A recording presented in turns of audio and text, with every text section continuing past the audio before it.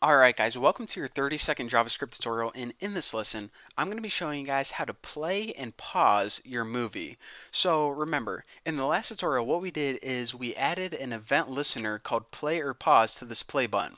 So basically, whenever the user clicks this play button right here, a function called play or pause is going to fire. So this isn't a function that's built in already. We actually need to build this function ourselves. So let's go ahead and do that right now. So go ahead and add the word function and hit play or pause, and this function isn't going to take any parameters. It's just going to do some grunt work. Now the very first thing we need to do is we need to determine if the movie is playing already. Now if the movie is playing and they hit this button, then it's going to pause the movie. However, if the movie hasn't even started yet, or if it's paused, whenever they hit this button, it's going to start playing again. So again, the first thing we need to do is determine the status of the movie. Is this movie playing? And we do that with a simple if statement. So we say if, and the very first thing we need to do is we need to reference the movie itself, and we do that by referencing my movie. Now remember, the variable my movie is a direct reference to this video right here. So in order to determine if the video is playing or not, we do this. If my movie is paused, and let me just go ahead and copy this, and my movie is ended. Now, a couple things I want to take note of. This little explanation point, in case you forget, it means the opposite. So we're pretty much saying, okay, if my movie, or if the video right here is not paused, and if the movie is not ended, then it must be playing. So after this if statement, we want to write all the code that what do we want to happen if they clicked this button while the video was playing. Well, if they click that button while the video was playing, the first thing that we need to do is pause the movie. So go ahead and hit my movie and call a function called pause. And another thing I want to point out here is HTML5 in JavaScript gives us a lot of default functions if you spell them correctly. And one of those functions is pause. So we don't need to program this pause function later on. It already comes built into your browser. So whenever you apply this pause function to a video, it's going to go ahead and pause the video itself. So the very first thing we want to do is pause the movie. Now what we want to do after that is we want to change the text on the button. So if this movie is paused, then we want to turn this into a play button. However, as the video is playing, we want to make the text on this button say pause, because as the video is playing, you can't have a play button because what would it do? The video is already playing. No need to press any buttons, Haas. So, alright, our movie is just paused. We paused it in that line of code. So how do we access the text on the button?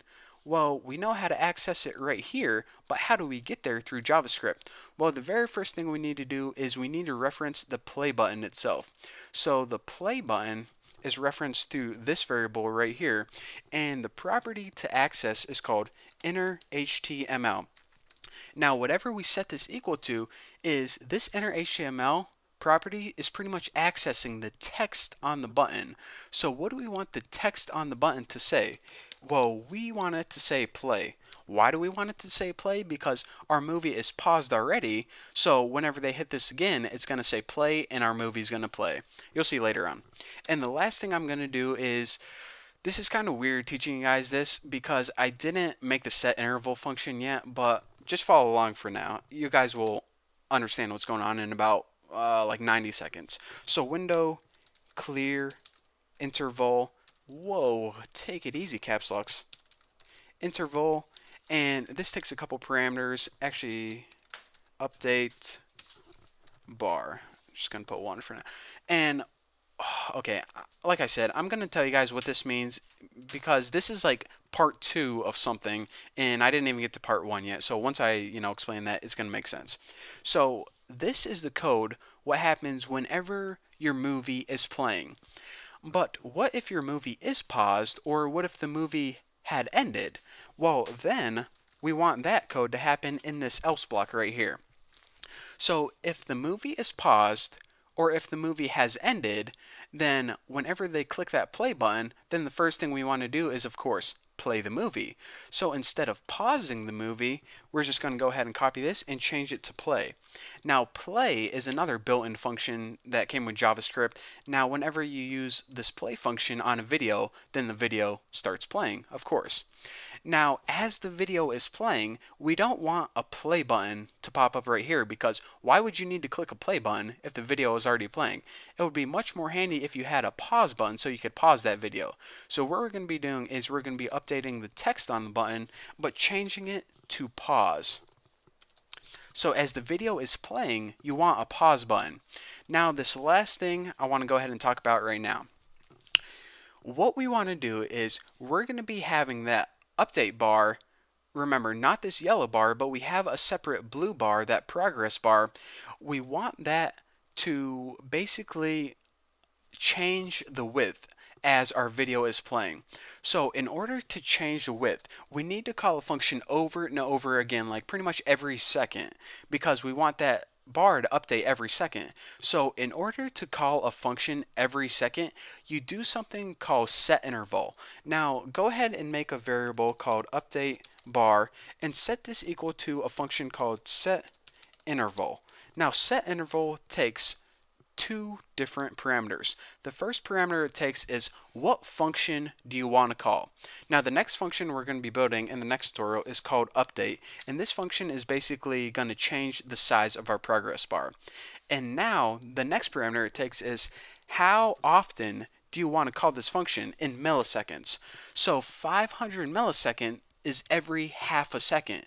1000 milliseconds is every 1 second. So basically we're saying, okay, every half a second, we want you to update the size of that progress bar on the bottom. So therefore, as we're watching the video, we can watch it grow and grow and grow. And now I can explain this little bit of code. What this means right here is pretty much stop updating the bar, because when our movie is paused, we don't need to change the width of that bar. So that's why we're saying clear the interval, stop updating everything. So again, yeah, I think that's pretty much it. So basically, play or pause changes the text on the button. Whenever your video is playing and you hit that button, it's going to pause it, change the word to play, and it's going to stop updating, because when the video is paused, you don't need to change the size of that bar. However, when your video is not playing yet, or it's paused, and you hit that button right here, it's going to start playing your video, and it's going to change the text of this button to pause, and it's also going to start changing the size of that little progress bar, that little blue bar on the bottom. So now that we got that button taken care of, in the next tutorial we're going to be covering this update method, or the update function rather, which is pretty much going to be responsible for changing the size of pixels of the width of that progress bar. It's going to be amazing. And again, I want to stress one last time before I let you guys go.